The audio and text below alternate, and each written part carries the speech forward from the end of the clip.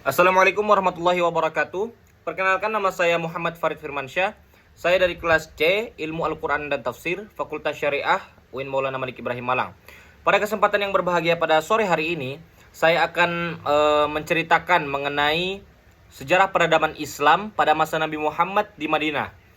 Dengan dosen pembimbing mata kuliah ini, yakni Ustadz Samsul Ma'arif. Baik, tanpa berlama-lama lagi, mari langsung saja kita ceritakan. Awal mula sejarah peradaban Islam di Madinah, yakni berawal dari hijrah Nabi Muhammad SAW dari Makkah ke Madinah. Perpindahan ini bukan hanya sekadar migrasi, tetapi transformasi sosial politik yang menandai lahirnya masyarakat Islam berdaulat. Hijrah menjadi titik balik perjuangan Nabi Muhammad dari fase penindasan menuju fase pembentukan peradaban. Dengan hijrah, umat Islam yang sebelumnya minoritas tertindas di Makkah berubah menjadi komunitas berdaulat di Madinah. Nabi SAW berhasil mengintegrasikan Muhajirin dan Ansor ke dalam satu kesatuan sosial yang harmonis. Integrasi ini memperkuat solidaritas umat dan menghapus kesenjangan antara pendatang dan penduduk asli. Berikutnya yakni momentum kebebasan untuk membangun masyarakat Islam. Hijrah ke Madinah memberikan umat Islam ruang kebebasan yang sebelumnya tak mereka dapatkan di Makkah. Di kota ini, Nabi Muhammad SAW dapat menjalankan misi dakwah tanpa tekanan langsung dari kaum Quraisy. Kehidupan masyarakat Madinah yang plural menjadi tantangan sekaligus peluang untuk membangun tatanan baru. Nabi segera meletakkan dasar-dasar kehidupan beragama, sosial, dan politik dalam satu kesatuan. Berikutnya pembentukan masyarakat Islam di Madinah. Yang pertama, Piagam Madinah. Dari segi dasar hukum, Piagam Madinah merupakan salah satu pencapaian penting Nabi Muhammad SAW dalam membangun tatanan hukum masyarakat Islam.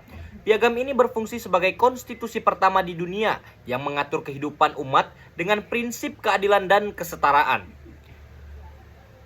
Dari dasar sosial, selain berfungsi sebagai dasar hukum, Piagam Madinah juga mengatur aspek sosial masyarakat. Nabi menekankan pentingnya solidaritas antara kelompok dalam menjaga persatuan dan perdamaian. Piagam Madinah juga mencerminkan pengakuan Islam terhadap pluralitas masyarakat. Umat Yahudi, Nasrani, dan kelompok lain di Madinah diberi jaminan kebebasan beragama selama mereka setia pada perjanjian. Yang kedua, untuk membangun peradaban Islam di Madinah, yakni tentunya dengan sistem politik. Yang pertama, dalam struktur masyarakat Madinah, Nabi Muhammad SAW menempati posisi sentral sebagai pemimpin agama. Beliau mengajarkan nilai-nilai tauhid, ibadah, dan akhlak sebagai fondasi kehidupan umat. Selain pemimpin agama, Nabi juga berperan sebagai pemimpin politik yang mengatur kehidupan masyarakat secara luas. Beliau memutuskan perkara, mengatur hubungan antar suku, dan menegakkan hukum berdasarkan wahyu. Nabi Muhammad SAW juga memimpin umat dalam bidang militer untuk mempertahankan eksistensi masyarakat Islam. Perang yang dilakukan bersifat defensif untuk menjaga keamanan umat dari ancaman eksternal. Nabi mengajarkan etika perang seperti larangan membunuh non-kombatan dan menjaga lingkungan. Yang ketiga yakni integrasi Muhajirin dan Ansor. Integrasi antara Muhajirin dan Ansor merupakan salah satu strategi sosial Nabi Muhammad SAW dalam membangun masyarakat Madinah. Kaum Ansor dengan ikhlas menerima Muhajirin yang datang tanpa harta maupun keluarga. Rasulullah mempersaudarakan mereka dalam ikatan ukhuwah yang lebih kuat daripada hubungan kekerabatan. Solidaritas ini menciptakan persatuan yang kokoh dalam menghadapi ancaman eksternal. Selain dari aspek sosial, integrasi juga diwujudkan melalui solidaritas ekonomi. Kaum Ansor berbagi lahan pertanian, rumah, dan harta dengan Muhajirin untuk meringankan beban mereka. Nabi mendorong terciptanya kerjasama ekonomi sehingga umat Islam dapat mandiri. Yang keempat, ekspansi dakwah melalui peperangan. Peperangan pada masa Nabi pada dasarnya bersifat defensif untuk melindungi umat Islam dari ancaman Quraisy dan sekutunya. Pertempuran seperti Badar, Uhud, dan Khandaq menunjukkan upaya mempertahankan eksistensi Islam. Nabi selalu menekankan etika perang, termasuk larangan menyerang wanita, anak-anak, dan orang yang tidak ikut berperang.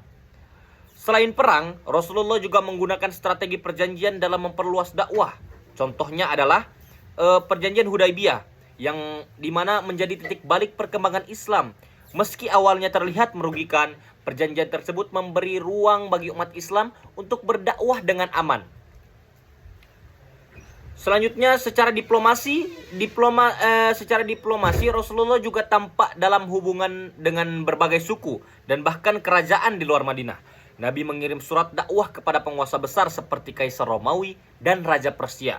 Diplomasi ini menandakan bahwa Islam memiliki visi universal untuk meluas keluar Jazirah Arab.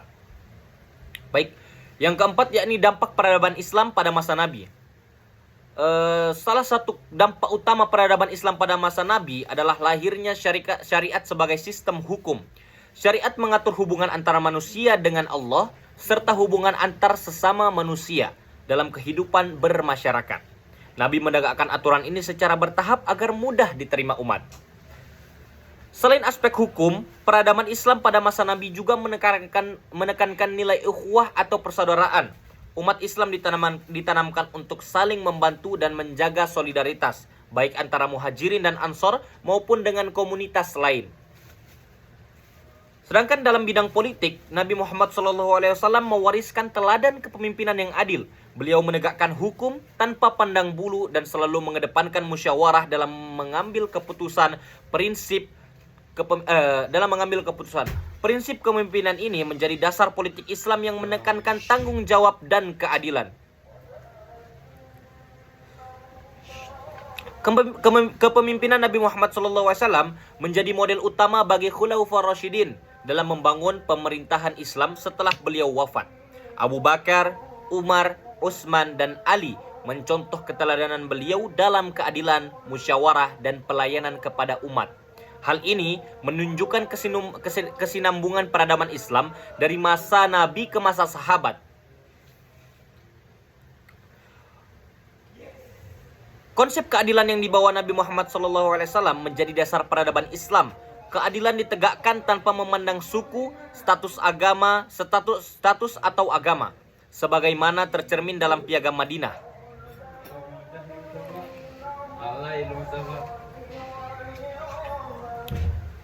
Sebagai kesimpulan dari apa yang saya sampaikan, bahwa